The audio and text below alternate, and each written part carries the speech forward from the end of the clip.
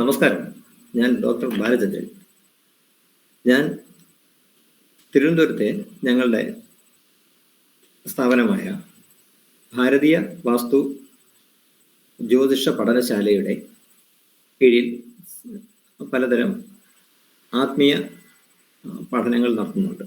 അതിൽ ഒന്നായ പെൻഡുല ശാസ്ത്രം അല്ലെങ്കിൽ പെൻഡുല ജ്യോതിഷം എന്ന വിഷയത്തെക്കുറിച്ചാണ് ഞാനിപ്പോൾ ഇവിടെ നിങ്ങളോട് സംസാരിക്കുന്നത്. ഈ പെൻഡുലം എന്ന് പറഞ്ഞാൽ, അല്ലെങ്കിൽ എന്താണ് പെൻഡുലം എന്നാണ് ആദ്യം നമ്മൾ മനസ്സിലാക്കേണ്ടത്. പെൻഡുലം ചില ആന്തരികമായ നമ്മളുടെ ഉള്ളിൻ്റെ ഉള്ളിൽ ഉണ്ടാകുന്ന ചില ചോദ്യങ്ങൾക്ക് ചില പ്രകൃതി ശക്തികളുടെ സഹായത്തോടു കൂടി നമുക്ക് അറിവുകൾ അല്ലെങ്കിൽ ഉത്തരങ്ങളായിട്ട്, മെസ്സേജുകളായിട്ട് കിട്ടുന്ന ചില പ്രക്രിയയാണ് ഈ പെൻഡുലം കൊണ്ട് നമ്മൾ ഉദ്ദേശിക്കുന്നത്. അത് ഒരു ഭാരമുള്ള വസ്തുവിൽ, ചെറിയ ഒരു ഭാരമുള്ള വസ്തുവിൽ ഒരു നൂലിൽ കെട്ടി അതിൻ്റെ ചലനം അനുസരിച്ച് നമ്മളുടെ ചോദ്യങ്ങൾക്ക് ഉള്ള ഉത്തരങ്ങളാണ് നമ്മൾ സ്വീകരിക്കുന്നത്. അതിനെയാണ് ഈ പെൻഡുലം എന്ന് പറയുന്നത്. ആ ഒരു പ്രക്രിയ കൂടി നമ്മൾ മനസ്സിലാക്കുന്നത്. ഇനി ഇതെങ്ങനെയാണ് പെൻഡുലം വർക്ക് ചെയ്യുന്നത് എന്ന് നമുക്ക് കുറെ കൂടി കടന്ന് നോക്കാം. അതായത് പ്രപഞ്ചത്തിൽ ഉണ്ടാകുന്ന ഓരോ ജീവന്റെയും അല്ലെങ്കിൽ ഓരോ ചലനങ്ങളുടെയും ചില റെക്കോർഡിങ് ഈ പ്രപഞ്ചത്തിൽ റെക്കോർഡ് ചെയ്യപ്പെടുന്നു, അല്ലെങ്കിൽ സ്ഥായിയായിട്ട് സ്ഥിരമായിട്ട് ഉണ്ട്.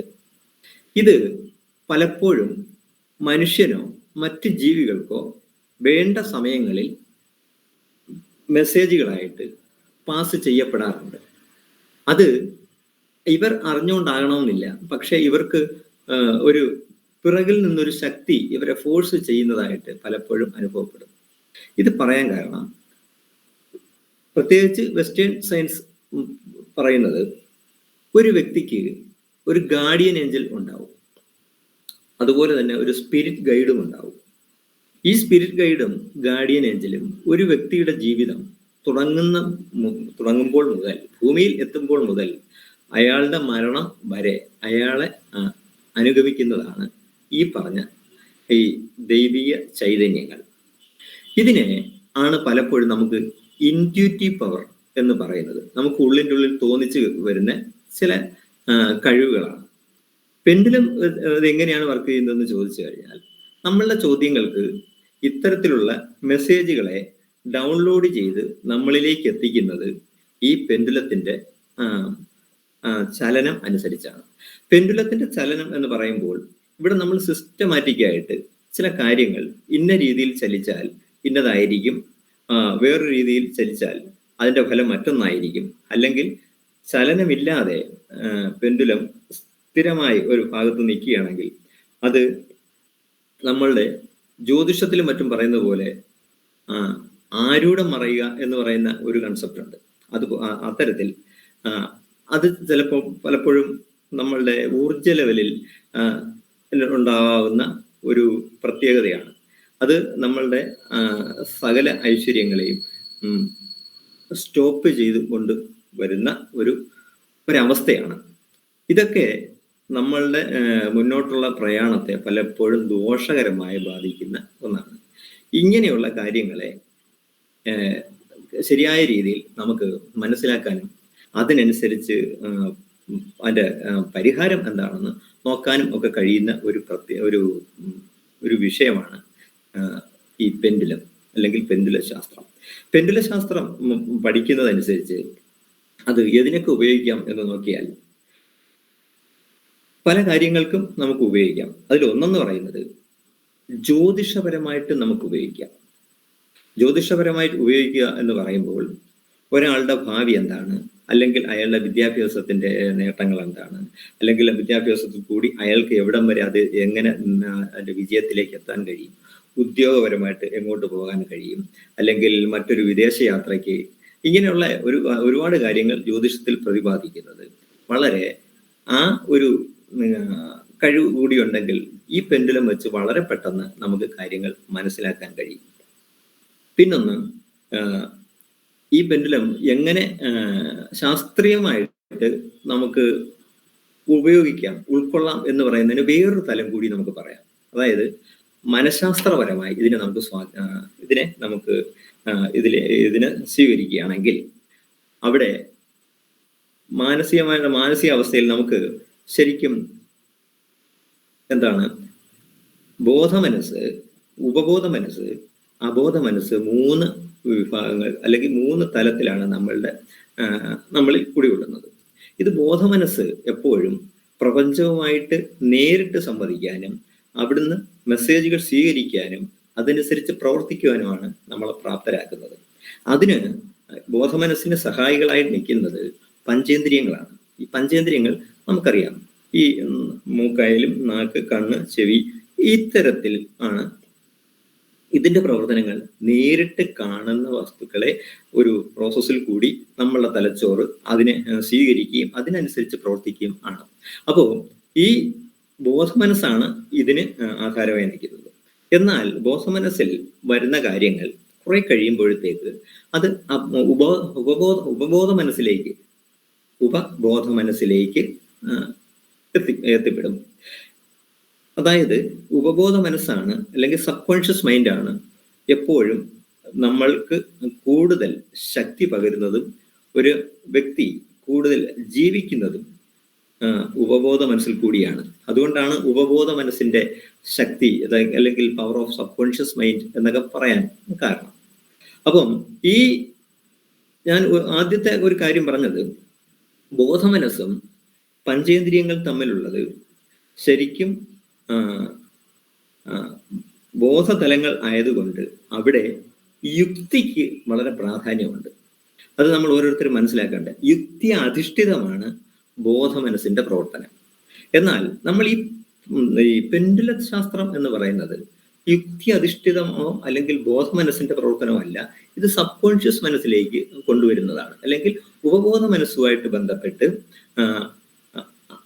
പഞ്ചേന്ദ്രിയങ്ങളുടെ ഓരോ ഇന്ദ്രിയങ്ങൾക്കും പിറകിലായിട്ട് വേറൊരു അതീന്ദ്രിയമായ ഇന്ദ്രിയം നിലനിൽക്കുന്നതായിട്ട് മനസ്സിലാക്കണം, അത് ഉൾക്കൊള്ളണം. അതായത് നമ്മൾ കണ്ണുകൊണ്ട് നേരിട്ട് കാണാം ഒരു കാര്യത്തെ, അത് നമുക്ക് മനസ്സിലാകും. എന്നാൽ കണ്ണുകൊണ്ട് കാണുന്നത് പോലെ തന്നെ ഉൾക്കണ്ണുകൊണ്ടും നമുക്ക് ചില സംഭവങ്ങൾ കാണാൻ കഴിയും. അത് ഒരാളുടെ ശക്തിയാണ്, ആന്തരികമായ ശക്തിയുടെ ഭാഗമാണ്. ചിലത് കേൾക്കുന്നതിലുപരി നമുക്ക് മറ്റാർക്കും കേൾക്കാത്തത് പോലെ ഒരുപക്ഷെ നമുക്ക് അതിനെ കേൾക്കാൻ കഴിയും. മറ്റൊന്ന് അറിയാൻ കഴിയും. ഇതൊക്കെ ഈ പറഞ്ഞ രീതികളൊക്കെ നമ്മളുടെ എക്സ്ട്രാ സെൻസറി പെർസെപ്ഷൻ അല്ലെങ്കിൽ ESP എന്ന് പറയുന്ന ഒരു ഭാഗമാണ്. ഇത് മനസ്സിന്റെ ചില കഴിവുകളാണ്. ഇതെന്തിനാണ് ഡെവലപ്പ് ചെയ്യുന്നത് എന്ന് ചോദിച്ചാൽ, ഇതിൽ കൂടിയാണ് ഓരോരുത്തരുടെയും മനസ്സിന്റെ ആന്തരിക ശക്തി പുറത്തേക്ക് കൊണ്ടുവരാൻ കഴിയുന്നതും അത് ജീവിതത്തിൽ ഒരുപാട് നേട്ടങ്ങൾ ഉണ്ടാക്കാൻ കഴിയുന്നതും. ഒരുപക്ഷെ ശാസ്ത്രലോകത്ത് ഇതിനെയൊക്കെ ഒരുപക്ഷെ നിഷേധിക്കാം. അവരതിന് വേറെ തലങ്ങൾ കൊണ്ടുവന്ന് നിഷേധിക്കുന്നുണ്ടെങ്കിൽ പോലും നമുക്ക് ഇതൊരിക്കലും നമ്മൾക്ക് ആരോഗ്യപരമായോ ശത്രുതാപരമായോ നമ്മളെ മോശമായ ഒരു ഭാഗത്തേക്ക് നയിക്കുന്നതല്ല ഈ പറഞ്ഞ കഴിവുകൾ. ഇതൊരു പക്ഷേ ആയിരത്താണ്ടുകളായി അല്ലെങ്കിൽ എത്രയോ വർഷങ്ങളായിട്ട് ലോകത്തുള്ള ആത്മീയ മേഖലയിലേക്ക് വളർന്ന ഋഷീശ്വരന്മാര് അവരുടെ കഴിവുകൾ വളർത്തിയെടുത്തിരുന്ന ഇത്തരത്തിലുള്ള ഒരു ആന്തരിക ശക്തിയിൽ കൂടിയാണ്. അപ്പം ഇതിന്റെ പ്രാധാന്യം ഒട്ടും കുറച്ച് കാണരുത് എന്നാണ് എനിക്കിവിടെ പറയാനുള്ളത്. അപ്പൊ ഈ തരത്തിലുള്ള ഒരു പ്രവർത്തനമാണ് നമ്മൾ പഠിക്കുന്നത്. ഇതിനെ മിസ്റ്റിക് സയൻസ് അല്ലെങ്കിൽ ഗൂഢശാസ്ത്രം എന്ന് പറയുന്ന പല വിഷയങ്ങളിൽ പെട്ട ഒന്നാണ് ഈ പെൻഡുലം. ഈ പെൻഡുലം അതുകൊണ്ട് തന്നെ ഒരിക്കലും ഒരു നഷ്ടമല്ല. അത് ഓരോരുത്തരുടെയും ആന്തരികമായ കഴിവുകളെ പുറത്തെടുക്കാനും അവർക്ക് അതിനനുസരിച്ച് പ്രപഞ്ചത്തിൽ നിന്ന് തന്നെ ചോദ്യങ്ങൾ ചോദിക്കാനും പ്രപഞ്ചത്തിൽ നിന്ന് തന്നെ മറുപടി കിട്ടാനും കഴിയുന്നതാണ്. നിങ്ങൾ ഈ കാര്യത്തിൽ ഈ രീതിയിൽ ഒരുപാട് മുന്നേറിയാൽ നിങ്ങൾക്ക് തന്നെ വളരെ സത്യസന്ധമായ കൃത്യമായ അറിവുകൾ ഈ പ്രപഞ്ചത്തിൽ നിന്ന് കിട്ടും. അതാണ് പറയുന്നത്. പിന്നെ ഇതുകൊണ്ടുള്ള ഒരു സാധാരണക്കാരൻ്റെ അല്ലെങ്കിൽ ഇത് പഠിക്കുന്ന ഒരു വിദ്യാർത്ഥിയുടെ നേട്ടങ്ങൾ എന്താണെന്ന് ചോദിച്ചു കഴിഞ്ഞാൽ, നമുക്കിപ്പോൾ ഒരു ഒരു മുറിയിലേക്ക് നമ്മൾ കയറുമ്പോൾ, അല്ലെങ്കിൽ നമ്മളൊരു വീട് വാങ്ങിക്കുകയാണെങ്കിൽ, അല്ലെങ്കിൽ ഒരു വസ്തു വാങ്ങിക്കുകയാണെങ്കിൽ, ഇതിന് ആ വസ്തുവിലോ ആ മുറിയിലോ അല്ലെങ്കിൽ ആ വീട്ടിലോ നമ്മൾ താമസിച്ചതിന് ശേഷമാണ് അവിടുത്തെ ഗുണദോഷങ്ങളെ കുറിച്ച് നമുക്ക് ബോധ്യം വരുന്നത്.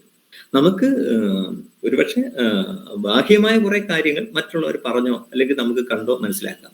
എന്നാൽ ഇതിലൊക്കെ അതീതമായി ചില ഗൂഢമായ ചില അവസ്ഥാവിശേഷങ്ങൾ ഒരുപക്ഷെ ആ പറമ്പിലോ ആ വീട്ടിലോ ഒക്കെ ഉണ്ടാകും. അത് ഊർജ്ജതലത്തിലാണ്. ഇത് ഒരു വസ്തു വാങ്ങിക്കുകയാണെങ്കിൽ നമ്മൾ സാധാരണ ചെയ്യുന്ന ഒരു വസ്തു വാങ്ങിക്കുക എന്ന് പറയുമ്പോൾ ആ വസ്തു വാങ്ങുന്നതോടൊപ്പം തീർന്നിട്ടില്ല. ആ വസ്തു വാങ്ങിച്ചാൽ അതിന് വേണ്ട ധനം കണ്ടെത്താനും, അതുകൊണ്ട് ആ വസ്തു വാങ്ങിച്ചതിന് ശേഷം അതുകൊണ്ട് മേൽഗതി ഉണ്ടാകാനുമാണ് ഓരോരുത്തരും എപ്പോഴും ആഗ്രഹിക്കുന്നത്. ഒരുപക്ഷെ ചില വസ്തുക്കൾ വാങ്ങിക്കുന്നതോടുകൂടി അയാളുടെ എല്ലാ മേഖലകളും തകർന്ന് അയാൾ ഒന്നുമല്ലാതായി മാറിക്കഴിഞ്ഞാൽ അയാൾ ആ വസ്തു വാങ്ങിച്ചുകൊണ്ട് പ്രയോജനമില്ലാതെ വരും. ഒരുപക്ഷെ ഒരു പുതിയ വീട് വെച്ച് താമസമായി കഴിഞ്ഞാൽ അതിനുശേഷവും ആ ഉദ്ദേശിക്കുന്ന സൗഭാഗ്യങ്ങൾ ആ വീട്ടിലേക്ക് വന്നില്ലെങ്കിൽ ഒരുപക്ഷെ അയാൾക്ക് പിടിച്ചു നിൽക്കാൻ കഴിയാതെ വരും. നമ്മളുടെ കയ്യിലുള്ള സ്വത്തുക്കൾ അല്ലെങ്കിൽ സമ്പത്ത് വിനിയോഗിച്ചതിന് ശേഷമാണ് ഇത്തരത്തിൽ നമ്മൾ ഒരു കാര്യങ്ങളിലേക്ക് ഇറങ്ങുന്നത്. അതുകൊണ്ട് തന്നെ നമുക്ക് കൂടുതൽ ഈ മേഖലയിൽ വളരെ ശ്രദ്ധിക്കേണ്ടതായുണ്ട്. ഇത് എന്താണെന്ന് വെച്ചാൽ, ഒരു വസ്തു വാങ്ങിക്കാൻ കഴിഞ്ഞാൽ, അല്ലെങ്കിൽ വസ്തു വാങ്ങിക്കുമ്പോൾ നമുക്ക് പ്രധാനമായിട്ട് അറിഞ്ഞിരിക്കേണ്ട, ആ വസ്തു താമസയോഗ്യമാണോ, അവിടെ ഏതെങ്കിലും മറ്റ് രീതിയിലുള്ള ദോഷങ്ങളുണ്ടോ. ദോഷങ്ങൾ എന്ന് പറയുമ്പോൾ പല രീതിയിലായിട്ട് പറയുന്നുണ്ട്. പലപ്പോഴും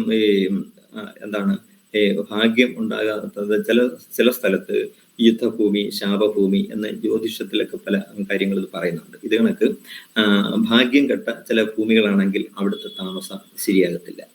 അത് ഈ പെൻഡുലം വെച്ച് നമുക്ക് നമ്മൾ മനസ്സ് കോൺസെൻട്രേറ്റ് ചെയ്ത് നമ്മൾ ഏത് വസ്തുവാണോ മനസ്സിൽ കണ്ടുകൊണ്ട് അവിടുത്തെ ഓരോ കാര്യങ്ങളും ചോദിച്ചുകൊണ്ട് നമുക്ക് ചോദിച്ചുകൊണ്ട് ഈ പെൻഡുലത്തിന്റെ ചലനം അനുസരിച്ച് ഇതിന്റെ ചില നിയമാവലികൾ നമ്മൾ പഠിക്കുമ്പോൾ അതനുസരിച്ച് നമുക്കിത് മനസ്സിലാക്കിയെടുക്കാവുന്നതാണ്. മറ്റൊന്ന്, വീടിനകത്ത് അല്ലെങ്കിൽ താമസ സ്ഥലത്തുണ്ടാകാവുന്ന ചില ദോഷങ്ങൾ എന്ന് പറയുമ്പോൾ, ആ വീട്ടിലെ താമസം തുടങ്ങുന്നതോടൊപ്പം തന്നെ ഒരുപക്ഷെ അവിടെ പല തരത്തിലുള്ള രോഗങ്ങളോ മരണങ്ങളോ സാമ്പത്തികമായി പിന്നോട്ട് അടിക്കുന്ന അവസ്ഥകളോ, അതായത് ഇന്റർപേഴ്സണൽ റിലേഷൻ എന്ന് പറഞ്ഞാൽ, അല്ലെങ്കിൽ മറ്റ് അവിടെയുള്ള അംഗങ്ങൾ തമ്മിൽ പൊരുത്തക്കേടുകളോ ഒക്കെ ഉണ്ടാകുന്നുണ്ടെങ്കിൽ അത് അത്തരത്തിൽ സംഭവിക്കുന്നത് ആ വീട്ടിൽ ഉണ്ടാകുന്ന ചില ഊർജ വ്യതിയാനങ്ങളാണ്. ഊർജ വ്യതിയാനങ്ങൾ എന്ന് പറയുമ്പോൾ അവിടുത്തെ മറ്റ് ദോഷങ്ങളോ അല്ലെങ്കിൽ ഭൂതപ്രേത പിശാചുക്കൾ എന്നുള്ള അർത്ഥത്തിലല്ല ഞാൻ പറയുന്നത്. ഒരു ഭൂമിയിൽ പലപ്പോഴും ആ ഭൂമിയുടെ അടിഭാഗത്ത് നിന്ന് ഭൂമിയുടെ അടിഭാഗത്ത് എന്തൊക്കെ ഉണ്ടെന്ന് നമുക്കറിയാൻ കഴിയത്തില്ല. അവിടെ ചില ലോഹങ്ങളുടെ ഡെപ്പോസിറ്റ് കാണും, അല്ലെങ്കിൽ അസ്ഥി കഷ്ണങ്ങൾ കാണും, അല്ലെങ്കിൽ മറ്റ് എണ്ണകൾ കണ്ടെത്തിയോ അല്ലെങ്കിൽ വാതകങ്ങളോ ഒക്കെ അവിടുന്ന് പുറത്തേക്ക് വമിക്കാനുള്ള സാധ്യതയുണ്ട്. ഇത്തരത്തിലുള്ള ഭൂമിശാസ്ത്രപരമായി ഉണ്ടാകുന്ന ഈ അവസ്ഥകളെ നമ്മൾ പൊതുവെ ജിയോപതിക് സ്ട്രെസ് എന്നാണ് പറയുന്നത്. ഈ ജിയോപതിക് സ്ട്രെസ് ഉള്ള ഭാഗങ്ങളിൽ അവിടെയുള്ള വീട് വെച്ച് താമസിച്ചു കഴിഞ്ഞാൽ ഈ പറയപ്പെടുന്ന കണക്ക് ഒരുപാട് ദോഷങ്ങളാണ് സംഭവിക്കുന്നത്. ഇതൊക്കെ ഈ പെൻഡുലം വെച്ചിട്ട് നമുക്ക് അവിടെ പോകണമെന്നില്ല. നിങ്ങൾക്ക് എവിടെ ഇരുന്നാലും ഏത് ഭാഗത്ത് വെച്ച് ഉണ്ടായാലും ഈ പെൻഡുലം കയ്യിൽ വെച്ചുകൊണ്ട് അവിടുത്തെ കാര്യങ്ങൾ നിങ്ങൾ മനസ്സുകൊണ്ട്, കാരണം നിങ്ങളുടെ മനസ്സ് അത്ര ശക്തമായിരിക്കും, നിങ്ങൾക്ക് അതിനുള്ള കഴിവുകൾ ഈ പറയപ്പെടുന്ന ആന്തരിക തലത്തിൽ വന്നുകൊണ്ടേയിരിക്കുന്നതാണ്. അപ്പോൾ ഈ ഒരു പവറിലാണ് നിങ്ങൾക്ക് അവിടുത്തെ കാര്യങ്ങൾ വിവേചിച്ചറിയാനും സത്യങ്ങൾ കണ്ടെത്താനും കഴിയും. അത്തരത്തിലാണ് നമ്മളുടെ ഈ പെൻഡുലം ഇവിടുത്തെ പഠിപ്പിക്കുന്ന രീതി ഞങ്ങൾ ഡിസൈൻ ചെയ്തിട്ടുള്ളത്. ഇത് രണ്ട് തരത്തിലാണ്. ഒന്ന് ഡൗസിങ് അഥവാ പെൻഡുലം ദോലനം. കാരണം പെൻഡുലം വെച്ച് ഞാൻ ഈ പറഞ്ഞ കാര്യങ്ങളൊക്കെ നമ്മൾ അന്വേഷിക്കാനും കണ്ടുപിടിക്കാനും കഴിയുന്ന ഒരു കോഴ്സാണ് ഇതിൻ്റെ പ്രൈമറി ആയിട്ടുള്ളത്. പിന്നീട് ഇതിനൊരു അഡ്വാൻസ് കോഴ്സ് ഉണ്ട്. ആ അഡ്വാൻസ് കോഴ്സ് എന്ന് പറയുന്നത് ഇത് ഹീലിങ്ങുമായിട്ട് ബന്ധപ്പെട്ടാണ്. അതിന് പല തരത്തിലുള്ള പെൻഡുലമാണ് നമ്മൾ ഉപയോഗിക്കുന്നത്. അത് രുദ്രാക്ഷ പെൻഡുലം, പിന്നീട് ശ്രീചക്രം തുടങ്ങിയ ഉപകരണങ്ങൾ നമ്മൾ വച്ചുകൊണ്ട് നമുക്ക് ആൾക്കാരെ നമ്മളെ ചികിത്സിക്കാൻ കഴിയും. നമ്മളുടെ കുഞ്ഞുങ്ങളെയോ നമുക്ക് വേണ്ടപ്പെട്ടവരെയോ ഒക്കെ നമുക്ക് ചികിത്സിക്കാൻ കഴിയുന്ന ഒന്നാണ്. അതുപോലെ തന്നെ ഈ തരത്തിലുള്ള ഹീലിംഗ് എന്ന് പറയുമ്പോൾ ഈ പെൻഡുലം, പല തരത്തിലുള്ള പെൻഡുലങ്ങളുണ്ട്. ആ ഓരോ പെൻഡുലത്തിൻ്റെയും കഴിവുകൾ വിവിധ തരത്തിലുള്ളതാണ്. ഇത്തരത്തിൽ എല്ലാ കാര്യങ്ങളെക്കുറിച്ചും വിശദമായി പഠിപ്പിക്കുന്ന ഒരു സ്ഥാപനമാണ് ഞങ്ങളുടെ ഭാരതീയ വാസ്തു ജ്യോതിഷ പഠനശാല തിരുവനന്തപുരത്തുള്ളത്. അപ്പോൾ ഇതിനെക്കുറിച്ചുള്ള ഒരു മുഖമായിട്ടുള്ള കാര്യങ്ങളാണ് ഞാനിവിടെ പറഞ്ഞത്. പിന്നെ ഇതിൻ്റെ വിശദ വിവരങ്ങൾ നമ്മളുടെ സ്ഥാപനമായിട്ട് നിങ്ങൾക്ക് ബന്ധപ്പെടാം. നമസ്കാരം. ഇപ്പോൾ ഇത്രയും പറഞ്ഞുകൊണ്ട് ഞാൻ എൻ്റെ ഈ വാക്കുകൾ ചുരുക്കുന്നു. നമസ്കാരം.